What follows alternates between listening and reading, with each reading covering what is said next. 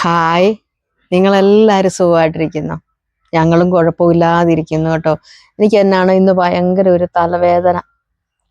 കുറേ ദിവസമായിരുന്നു ഈ തലവേദനയുടെ ഒരു ചെറിയൊരു ആരംഭം തുടങ്ങിയിട്ട്. ഞാൻ വലിയ മൈൻഡൊന്നും ആക്കത്തില്ല. അപ്പോൾ എന്തെങ്കിലും ഉണ്ട് ചെറിയ ചെറിയ എന്തെങ്കിലും കാര്യം കാണിച്ചങ്ങ് മാറ്റി നിർത്തും. ഇന്നൊരു ഭയങ്കര ഒരു ക്ഷീണവും ഉള്ള തളർച്ചയൊക്കെ, അതാട്ടോ ഞാൻ ഇങ്ങനെ ഇരിക്കുന്നത്. പിന്നെ ഞാൻ നിങ്ങളോട് ഇപ്പം പറയാൻ പോണ കാര്യം വളരെ വ്യക്തമായിട്ട് നിങ്ങൾ കേൾക്കണം. കേട്ടിട്ട് വേണം നിങ്ങൾ ഞാൻ ഈ പറയുന്നത് പോണക്ക് കാര്യങ്ങൾ ചെയ്യാനായിട്ട്. നമ്മൾ ഓർക്കും ഒരു കാര്യത്തെ ചെന്ന് അങ്ങ് തുടങ്ങുമ്പം അതുകൊണ്ട് എല്ലാ കാര്യങ്ങളും അങ്ങ് അവസാനിച്ചു, എല്ലാം ക്ലിയർ ആയിരുന്നു. പക്ഷെ അങ്ങനെയല്ല. ഒന്നും ഒന്നിൻ്റെയും അവസാനമല്ല. നമ്മൾ ഓരോ കാര്യം ചെയ്യുമ്പം തുടങ്ങണം. എല്ലാത്തിൻ്റെയും തുടക്കത്തിൽ തന്നെയാണ് നമ്മൾ നിൽക്കുന്നത്. അവസാനിക്കുന്നതായിട്ടുള്ള ഒരു കാര്യങ്ങളുമില്ല. ഇപ്പം എൻ്റെ അമ്മച്ചി എപ്പോഴും പറയുന്നൊരു കാര്യം ഉണ്ടായിരുന്നു. എൻ്റെ അമ്മച്ചി ആകപ്പാട് ഒറ്റ മോളായിരുന്നെന്ന് ഞാൻ പറഞ്ഞിട്ടുണ്ട്. അതായത് അവർ തലമുറയായിട്ട് ഒറ്റ ഒരു മോളായിട്ടാണ് വരുന്നത്. അപ്പോൾ എൻ്റെ അമ്മ പറയും, ഞാനോടുകൂടി മരിച്ചു കഴിഞ്ഞിട്ടുണ്ട് എൻ്റെ ഈ തലമുറ ഇവിടെ തീർന്നെന്ന്. എവിടെ തീർന്നു?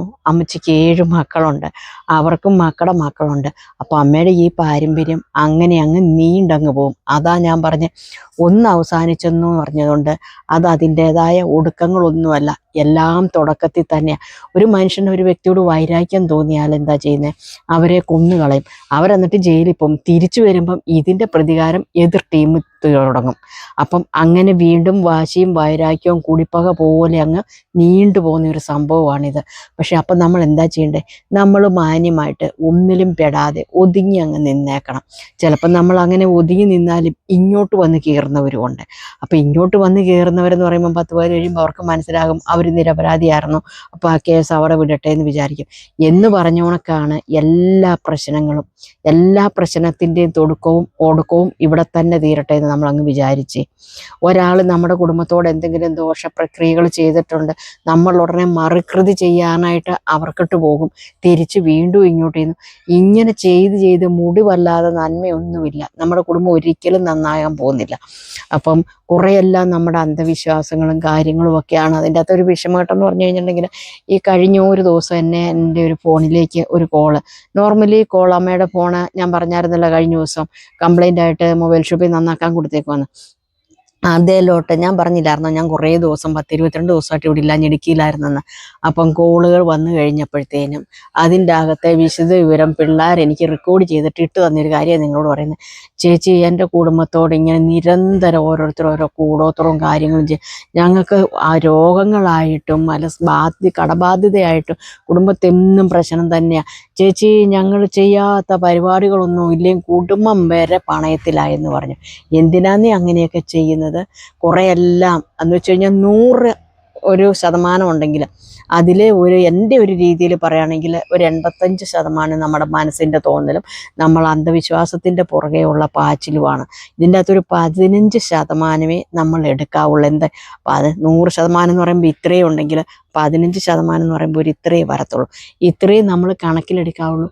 അപ്പോൾ എല്ലാം അതിൻ്റേതായ മാർക്കറ്റുണ്ട്. ഈ 15% എന്ന് പറയുമ്പോൾ നമ്മൾ ഈ ജ്യോത്സ്യന്മാരെ ഇവരെ എല്ലാം കാണാൻ പോയി നമ്മുടെ കയ്യിലുള്ളത് മുഴുവൻ അങ്ങോട്ട് കൊടുത്തേച്ചിട്ട് നമുക്ക് പരിഹാര മാർഗങ്ങളൊന്നും ഉണ്ടാകത്തുമില്ല.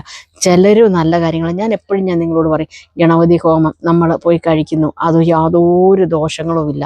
നമ്മളതൊരു വ്യക്തിക്ക് കൊടുക്കുമല്ല, നമ്മൾ ഭഗവാന് വേണ്ടിയിട്ട് നമ്മുടെ പൂജാതി കർമ്മങ്ങളിൽ സാധനങ്ങളൊക്കെ വാങ്ങിക്കാനും കാര്യങ്ങൾക്കും വേണ്ടിയിട്ട് കൊടുക്കുന്നതാണ്.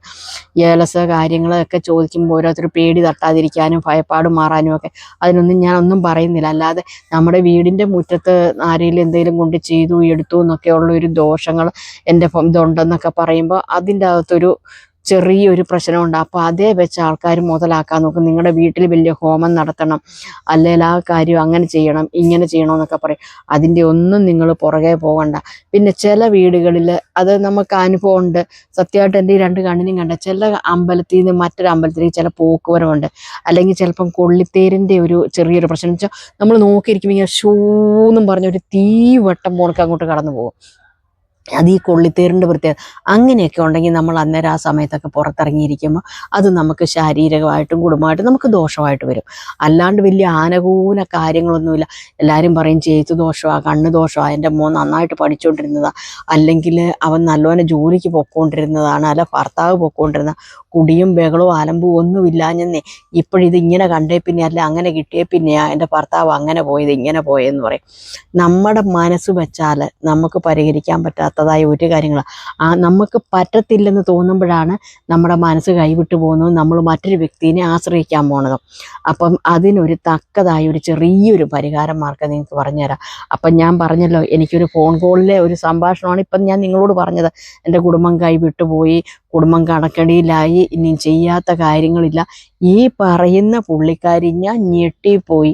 നമ്മുടെ കഴിഞ്ഞ ദിവസം അറസ്റ്റിലായ മുരാരിയില്ലേ, മുരാരി തന്ത്രികൾ, മറ്റേ ആ പോസ്കോ കേസിൽ പോയത്, ആ പുള്ളിക്കാരൻ്റെ അടുത്ത് വരെ പോയിട്ടുണ്ടായിരുന്നു പറഞ്ഞിട്ട് സത്യമായ കാര്യമാണ് ഞാനീ പറയുന്നത്. എൻ്റെ പൊന്നു ദൈവമേ, ഞാൻ പേടിച്ചു പോയി പറയുന്നത് കേട്ടിട്ട്. ഒന്നുമില്ല, അയാൾക്ക് ഒറ്റയടിക്ക് തന്നെ, ഇതിപ്പോൾ ഇനി സോഷ്യൽ മീഡിയ വിഷയമായാലും നമുക്ക് എന്നെ സംബന്ധിച്ചിരിക്കുന്നത് വിഷയമില്ല, അയാൾക്ക് 20,000 രൂപ അയാൾ പൈസ ചോദിച്ചു മേടിക്കുക എന്നാണ് പറഞ്ഞത്. അവരൊരു 3-4 പ്രാവശ്യമെങ്കിലും അവിടെ ചെന്നെന്ന് പറഞ്ഞാണ് എന്നെയൊക്കെ വിളിച്ചത്. അത് അമ്മച്ചിയുടെ ഫോണിലോട്ട് വിളിച്ചിട്ട് പിള്ളേരത് വോയിസ് റെക്കോർഡ് ചെയ്ത് വെച്ചിട്ട് എന്നെ കേൾപ്പിച്ചു തന്നൊരു കാര്യമാണ്.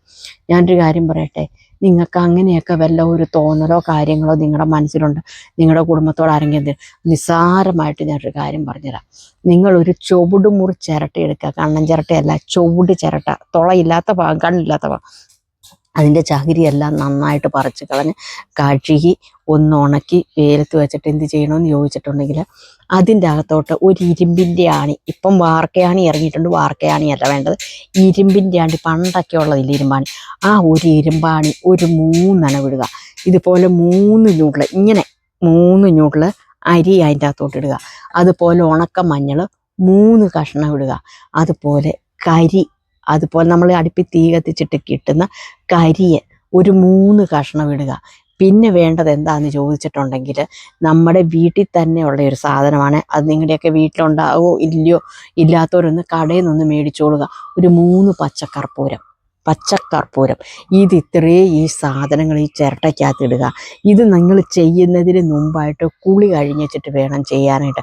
ഇത് നിങ്ങൾക്ക് ആർക്കാണോ ഇത് ചെയ്യാൻ പറ്റുന്ന അവർ മാത്രം ചെയ്യുക. ഒത്തിരി ദിവസത്തെ നോയമ്പൊന്നും വേണ്ട, 3 ദിവസത്തെ നോയമ്പ്, അതായത് ശരീര നോയമ്പ്, ഇറച്ചി, മീൻ, മുട്ട ഇതെല്ലാം ഉപേക്ഷിക്കണം. ഒരു നേരം, ഈ 3 ദിവസം ഒരു നേരം നിന്നിട്ട് നിങ്ങൾക്ക് ചെയ്യാൻ പറ്റുമെങ്കിൽ അങ്ങനെ ചെയ്യാം.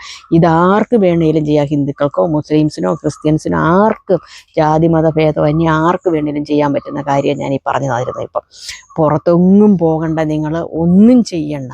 അപ്പം ഞാൻ ഈ പറഞ്ഞ 5 കൂട്ടം കാര്യങ്ങൾ നിങ്ങൾ എടുക്കുക. എന്ന് വെച്ചിട്ട് ചിരട്ട ഇതിൽ എണ്ണത്തിൽപ്പെടുന്നില്ല കേട്ടോ, അല്ല ചിരട്ട നിങ്ങൾ എണ്ണത്തിൽപ്പെടുമ്പോൾ ആർന്ന് പറയും, അതിപ്പോൾ ചിരട്ട എണ്ണത്തിൽപ്പെടുന്നില്ല കേട്ടോ. ഞാൻ പറഞ്ഞോ, മനസ്സിലായല്ലോ. ഇരുമ്പാണി, അതുപോലെ തന്നെ കരിയ്, മഞ്ഞൾ, അരിയ്, പച്ചക്കർപ്പൂരം, ഈ 5 കൂട്ടം ചിരട്ട പാത്രത്തിൽ പെടുന്നില്ല. ഇത് ഇത്രയും എടുക്കുക. നിങ്ങൾ ഈ 3-ാമത്തെ നോയമ്പിൻ്റെ അന്ന് 3-ാമത്തെ ദിവസം വൈകിട്ട് 5 മണിക്ക് ശേഷം വേണം ഈ സാധനം എന്ത് ചെയ്യണമെന്ന് വെച്ചാൽ ഇതെല്ലാം നിങ്ങൾ സെറ്റ് ചെയ്യുക. സെറ്റ് ചെയ്ത് വെച്ചിട്ട് നമ്മുടെ വീടിൻ്റെ നേരെ ഫ്രണ്ടെന്ന് പറയുമ്പോൾ എല്ലായിടത്തും തന്നെ ഭൂരിപക്ഷവും എന്ന് വെച്ച് കഴിഞ്ഞാൽ 100-ൽ 85% കിഴക്ക് വശമായിരിക്കും നമ്മുടെ ഫ്രണ്ടായിട്ട് വരുന്നത്. ആ കിഴക്ക് വശത്ത് ഇനിയിപ്പോൾ ഇൻ്റർലോക്ക് ചെയ്തേക്കുന്നവരാണ്, പയ്യെ ഇൻ്റർലോക്കിൻ്റെ ഒരു സൈഡ് പൊക്കുക. പൊക്കി വെച്ച് കഴിഞ്ഞിട്ട് അവിടെ ഒരു ഇത്രയും അടുത്ത ആഴ്ചയിൽ ഒരു കുഴി പയ്യെ കുഴിക്കുക. കുഴിച്ചിട്ട് ഈ ചിരട്ടയിലെ സാധനം അവിടെ ഇറക്കി വയ്ക്കുക. ഇറക്കി വെച്ചിട്ട് എന്ത് ചെയ്യണമെന്ന് വെച്ചാൽ, ഈ കർപ്പൂരം ഉണ്ടല്ലോ, കർപ്പൂരം അതിൻ്റെ അകത്ത് നമ്മൾ ഇതെല്ലാം സെറ്റ് ചെയ്തിട്ട് വേണം കുഴിച്ച് റെഡിയാക്കാനാണ്. ഇത് കുളിച്ചോര് തന്നെ ചെയ്യണം കേട്ടോ.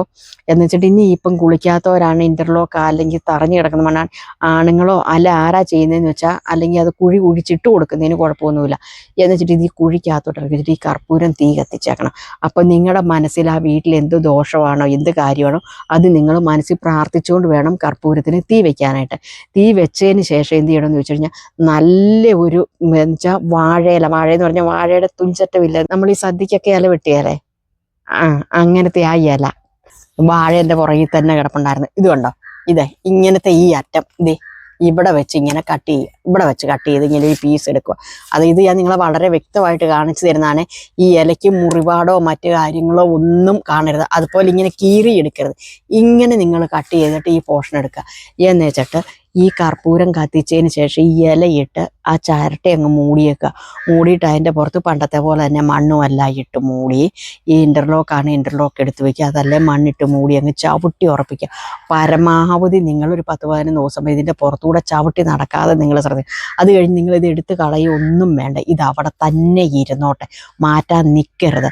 നിങ്ങളുടേതായ എല്ലാ പ്രശ്നങ്ങളും, ആരെങ്കിലും എന്തെങ്കിലും ദോഷമൊക്കെ ഉണ്ടെങ്കിൽ അത് അതേപടി ആ വഴിക്ക് പൊക്കോളും. പിന്നെ നിങ്ങളുടെ അത് മൈൻഡിൽ നിർത്തുകയും ചെയ്യരുത്. നിങ്ങൾ അങ്ങനെ ഒരു വിഷയത്തിലോട്ട് ചെന്ന് നിങ്ങൾ നിങ്ങളുടേതായ കാര്യത്തിന് നിങ്ങൾ പൊയ്ക്കോളുക കേട്ടോ.